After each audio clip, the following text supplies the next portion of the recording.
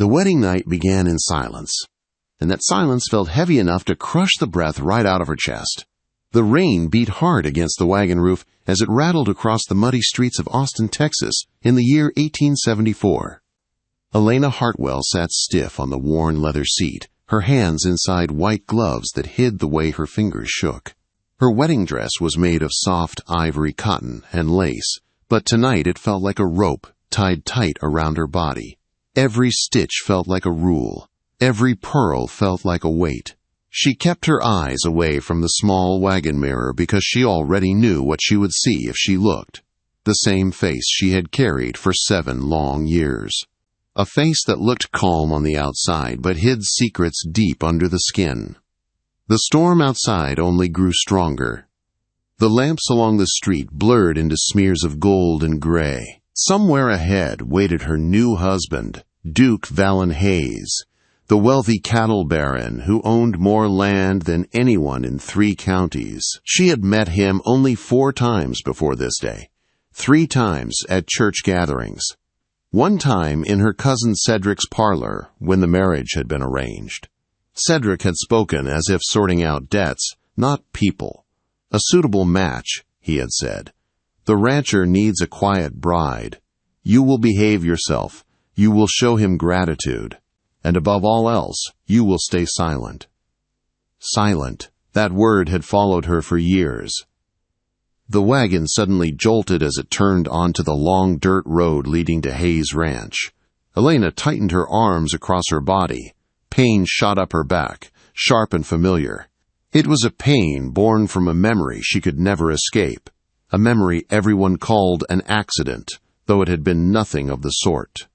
7 years earlier, she had walked down the stone steps behind Cedric's house. He had been angry that day. Something about her talking too kindly with the ranch hand, though nothing wrong had ever happened. In his rage, he pushed her. Not once, not twice. 3 long falls down those sharp steps. Her body had hit each one with a crack she could still hear in her sleep. The doctor spoke in low tones about healing, about whether she would ever walk without pain. No one spoke about the deep slashes carved across her back, marks shaped like twisted flowers. Mark Cedric claimed came from the fall. Everyone believed him. He was a respected man. She was only his poor cousin. She had no one in the world except Mira, the old housekeeper who had cleaned Elena's wounds in secret and held her when the pain became too much to bear.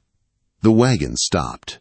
Through the rain she saw the tall wooden house of Hayes Ranch, glowing with lantern light. Several ranch hands hurried out with umbrellas, ready to welcome the new bride.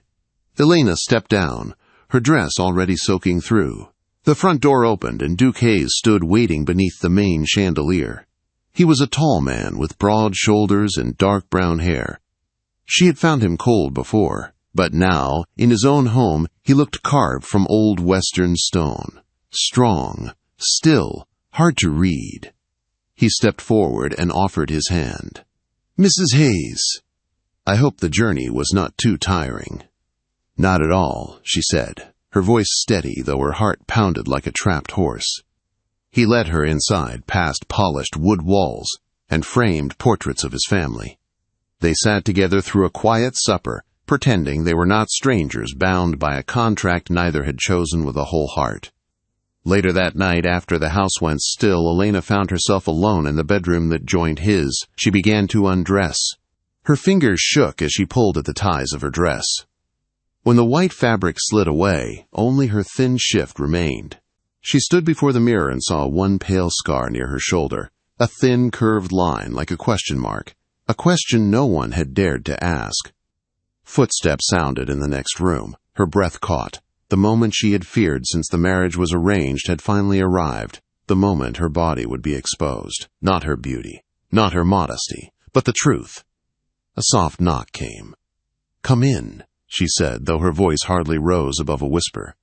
The door opened. Duke Hayes stepped inside. The candle beside her flickered, throwing light across her back as she turned slightly. Her shift slipped just enough for the scars to show. All of them. A whole garden of past pain laid bare across her skin. The silence that followed felt endless. He stood still, no anger, no disgust, no cold judgment. Just something deep and steady she could not name. She reached to pull the fabric up, ready to give the practiced lie Cedric had forced upon her. "Do not," the Duke said quietly. Her hand froze. "Do not hide what I see." His voice carried no sharpness, only truth, only weight. "These are not flaws," he said. "These are stories." Her eyes lifted to his, expecting pity. She found none. Only a steady understanding that unsettled her more than anger ever had. "I will not ask you tonight who did this," he said, "but I will ask you one thing. Were you hurt by accident, or were you hurt by someone's hand?" Her throat closed. She could not speak. She did not need to. "I understand," he said softly. "And we will talk when morning comes." He placed a warm robe over her shoulders, gentle, careful.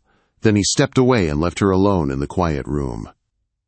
Elena stood there in the soft light, wrapped in kindness she had not expected, and for the first time in years the tears came, strong, heavy, free. The morning light in Texas came slow and pale, slipping through the thin curtains of Elena's new room. She woke to the soft clatter of dishes on a tray. A young maid entered with her eyes down, carrying breakfast. On the tray lay a folded note written in a clean, careful hand. Elena opened it with trembling fingers. "Ma'am, I have business in town today and will return after sundown. I have brought Mira Fenwick to stay with you. You may trust her. She will not be sent away unless you wish it. Your servant, Valen Hayes." She read the last line twice. For a long moment she simply stared at the page. Then, as if called by the thought alone, Mira stepped into the doorway. Older now, slower, but still, with the same warm eyes that had comforted Elena when she was 19 years old and bleeding on the cold stone floor. "Oh, my dear child," Mira said as she rushed in. "Has he hurt you? Tell me right now." "No," Elena whispered. "He did the opposite." Later that morning they sat together in a small sitting room overlooking the ranch yard. Mira poured tea while Elena spoke. At first, her words came shaky and unsure. Then faster. Then all at once, years of silence finally breaking. She told Mira everything she had never said out loud. Cedric's rage, the fall down the steps, the pain that never left her, the threats, the shame, the way she had been pushed into this marriage like cattle through a gate. Mira listened without interrupting. Her hands stayed still on her lap. Her eyes glistened, but she did not cry. She waited until Elena finished before she spoke. "The Duke asked me something," Mira said softly, "before you arrived here. He asked if there were matters in your past that would require quiet handling. I told him they were not mine to reveal, but I said this. He is a man who can recognize suffering because he has known it himself. I believe he sees more than you think." Elena looked down at her hands. How could he know so much from only a few meetings? "Men who have suffered can often see suffering in others," Mira replied. "His father had a cruel hand. The ranchers around here still speak of it. The Duke has spent most of his life rejecting that legacy." Elena was still thinking about those words when Valen returned after sundown.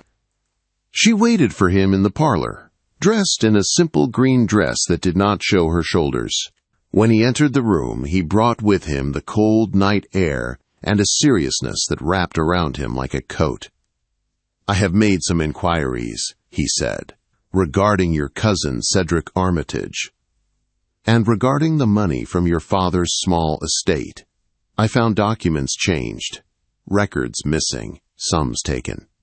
Elena's heart clenched. "Your Grace, please. You cannot involve yourself in this. Cedric will come after you. He will lie." "He will." "He already has," Valen said, cutting her off gently, and I was ready. He stepped closer, but not too close. "Your cousin planned to accuse you of madness," he said. "He was going to tell folks that I had taken you to some asylum in San Antonio. He said you had become dangerous. Unstable. He meant to shame you and me." Elena's knees almost gave out. Why would he do such a thing? "Because he knew the truth was close behind him," Valen answered. Because he feared what you might say if you ever found your voice again. She shook her head. No one will believe me against him. He is respected. You are no longer his poor cousin, Valance said, his voice firm. You are Mrs. Hayes, a rancher's wife, the mistress of this land. And Cedric's power over you ends the moment you accept that truth. She stared at him, unsure how to breathe.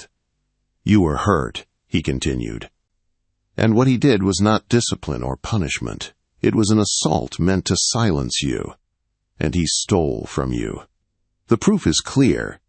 But the world will judge him, not you, he said.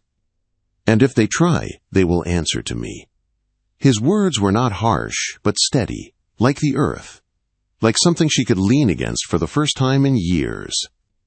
He turned toward the window. I was raised to hide my feelings, he said.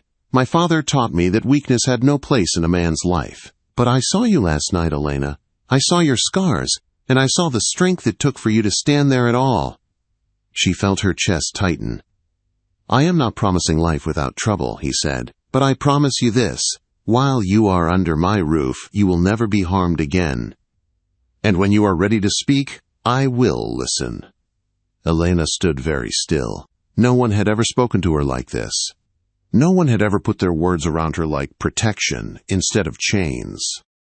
Why? She whispered.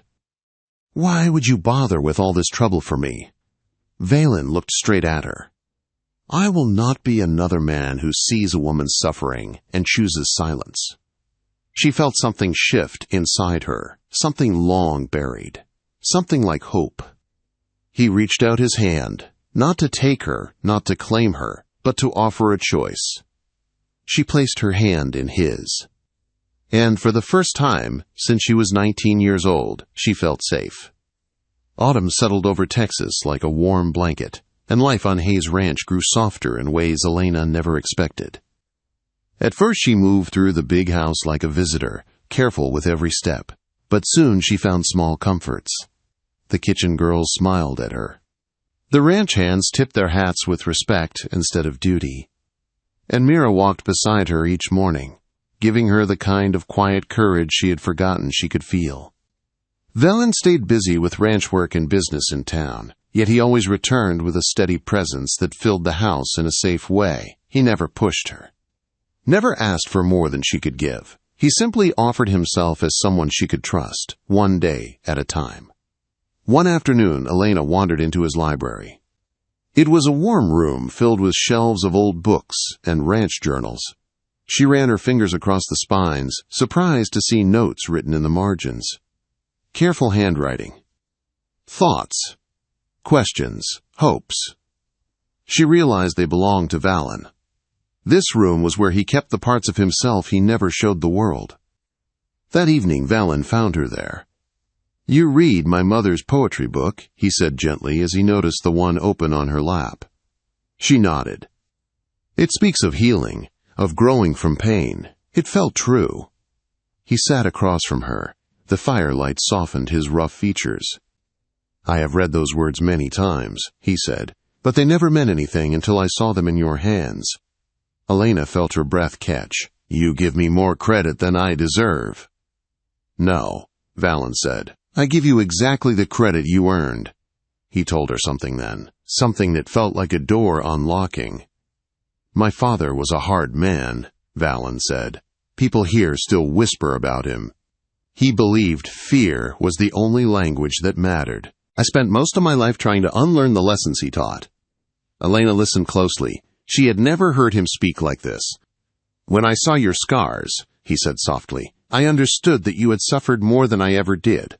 And yet you stayed gentle, you stayed kind. You survived without letting pain turn you cruel. Her eyes warmed with tears. I have come to love you, Valen said, the firelight flickering across his face. Not because of gratitude, not because of duty, but because your strength has changed something in me. Elena stood and walked to the window. Nights on the ranch were quiet, gentle, safe. Something inside her shifted like a river changing course. I do not know how to love, she whispered. I was taught to fear emotion, to keep quiet, to hide.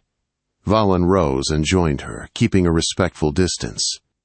"You do not have to declare anything today," he said. "I only ask for your honesty and for your presence. Stay with me because you want to, not because you have no place else to go."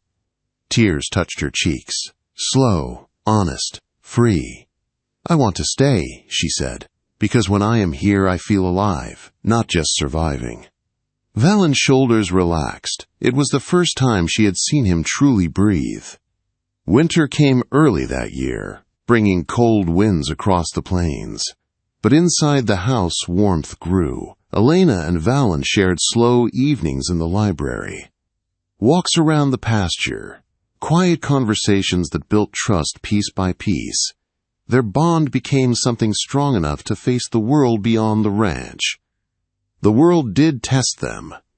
Cedric's scandal hit the newspapers in Austin like a lightning strike. Reports of stolen funds, false papers, mistreatment of his young cousin. Some believed him innocent. Others called him a snake, finally cornered. Elena trembled when she saw the article, but Mira steadied her. "It has begun," Mira said. "The truth is loose now, and it will not go back in its cage." Valen confirmed it that same morning. "Cedric tried to accuse you of madness," he said. "Before he could speak a word, I made sure the world saw him for who he is." Elena covered her face, shaking. "Everyone will know. Everyone." "Then let them," Valen said, "because you have nothing to be ashamed of." Days passed, some folks whispered, but others offered kindness she never expected. Even the ranch wives who once watched her with sharp judgment now greeted her with gentle nods. And then something changed inside her. She stopped hiding her back when she dressed in the morning. She stopped lowering her voice when she walked into a room. She allowed herself to breathe without fear. One evening, Valen led her outside. The sky was painted pink and gold. Cottonwood trees rustled in a soft breeze. "I have something for you," he said. He pulled a small velvet box from his coat. Inside was a ring made of gold shaped like a key. "It belonged to my mother," he said. "I kept it locked away for years. But it is not a symbol of ownership, not to me. It is a symbol of trust. A symbol of giving someone full access to your heart." Her breath hitched.